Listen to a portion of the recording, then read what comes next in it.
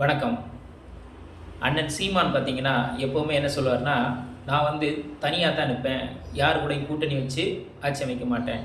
கண்டிப்பா அதுவும் திராவிட கட்சிகளோட கூட்டணியே அமைக்க மாட்டேன்." அப்படின்னு சொல்லக்கூடிய இந்த சீமான் தான், இப்ப என்ன சொல்லுறாருன்னா, விக்கிரவாண்டி இடைத்தேர்தல் வரும்போது ஏடிஎம்கே, தேமுதிகட்ட போயி எப்படியாவது ஒரு கூட்டணி வச்சு ஒரு நேரமா ஜெயிச்சிடலாமா அப்படிங்கிற ஒரு விஷயத்துல அவரு ரொம்ப தீவிரமா இருக்காரு. அப்படி இருக்கும்போது அவங்க யாரும் இவரை சேர்த்துக்கிற மாதிரி இல்லை அப்படிங்கிற சூழ்நிலை தெரிஞ்ச உடனே அவர் தன்னறியாமல் என்ன சொல்கிறாருன்னா, அம்மா ஜெயலலிதா அவர்கள் இருக்கும்போது அவங்களுக்காக நான் பிரச்சாரம் பண்ணியிருக்கேன். அதே மாதிரி அண்ணன் விஜயகாந்த் இருக்கும்போது அவருக்காக நான் பிரச்சாரம் பண்ணியிருக்கேன்.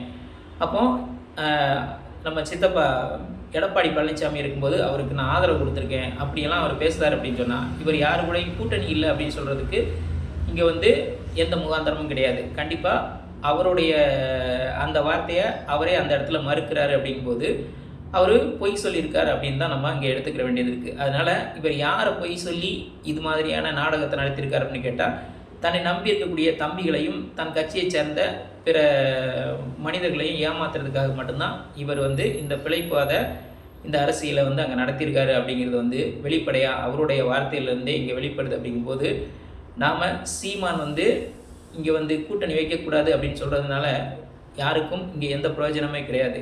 கண்டிப்பாக அதே கூட்டணி வைக்கக்கூடாதுன்னு சொல்லக்கூடிய சீமான், நடிகர்கள் இங்கே என்ன பண்ணக்கூடாது, ஆட்சி அமைக்கக்கூடாது, ஆட்சிக்கு வரக்கூடாது அப்படின்னு சொல்லி தொடர்ந்து சொல்லிக்கிட்டு இருந்தார். ஆனால் இவரே ஒரு நடிகர் தான் அப்படிங்கிறத மறந்துட்டு அவர் என்ன பண்ணுறாரு, ஒரு போதையில் பேசுகிற மாதிரி பேசினார். அதே சீமான் தான் என்ன சொன்னார்னா, விஜய் கட்சி தொடங்கணுன்னா கண்டிப்பாக என் தம்பி விஜய் கட்சி தொடங்கியிருக்கார், அவர் கூட போய் நாங்கள் கூட்டணி கூப்பிட்டா போவோம் அப்படின்னு சொன்னார்.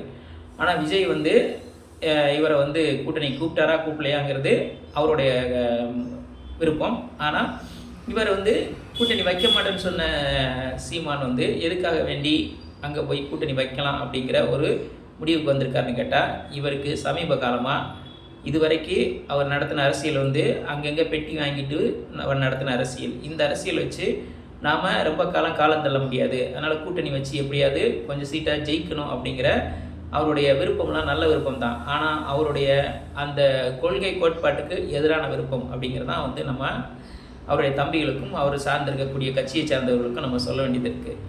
அதனால் இங்கே சமீப காலமாக கொஞ்சம் சீமானை கவனித்து பார்த்தீங்கன்னா, அங்கங்கே போய் ஒரு படங்கள்லாம் நடிச்சிட்ருக்காரு. அவர் ஏற்கனவே திரைத்துறையிலேருந்து வந்தவர் தான். அப்படி இருக்கக்கூடிய சூழ்நிலையில் இப்போ அந்த படத்தில் போய் நடிச்சிட்ருக்காரு அப்படின்னா, இதை தொடர்ந்து இந்த கட்சி அப்படிங்கிற ஒரு விஷயத்தை வச்சு நம்ம குடும்பத்தை ஓட்ட முடியாது. அதனால் என்ன செய்கிறோம், நம்ம படம் நடித்து நம்ம அதிலேருந்து அடுத்தால நம்ம வாழ்க்கையை ஓட்டுவோம் அப்படிங்கிற அடிப்படையில் தான் அவருடைய செயல்பாடுகள் இருக்குது. அதனால் சீமான் நம்பி இருக்கக்கூடிய தம்பிகள்லாம் என்ன செய்யணும், இவருடைய அரசியல் நிலைப்பாடு என்றைக்கும் ஒரு நேர்கோட்டு பாதையில் பயணிக்கலை. அவர் பலவிதமான தகுடுதத்தம் பண்ணி தான் இப்படியான ஒரு போலி தமிழ் தேசிய அரசியலை நடத்திக்கிட்டு இருக்கார் அப்படிங்கிறத புரிஞ்சுக்கிட்டிங்கன்னா, கண்டிப்பாக நீங்கள் அதிலேருந்து எப்படி தப்பிச்சுக்கிற முடியும் அப்படிங்கிறத உங்களுக்கு தானாகவே தெரியும். இது போன்ற சமூகம், அரசியல், பொருளாதாரம் மற்றும் விளிம்பு நிலை மக்களின் குரலாக ஒலிக்கும் தாடிக்காரன் தடி யூடியூப் சேனலை லைக் பண்ணுங்கள், ஷேர் பண்ணுங்கள், கமெண்ட் பண்ணுங்கள், அப்படியே சப்ஸ்கிரைப் பண்ணுங்கள். மானமும் அறிவும் மனிதனுக்கு அழகு. நன்றி. நான் குமார்.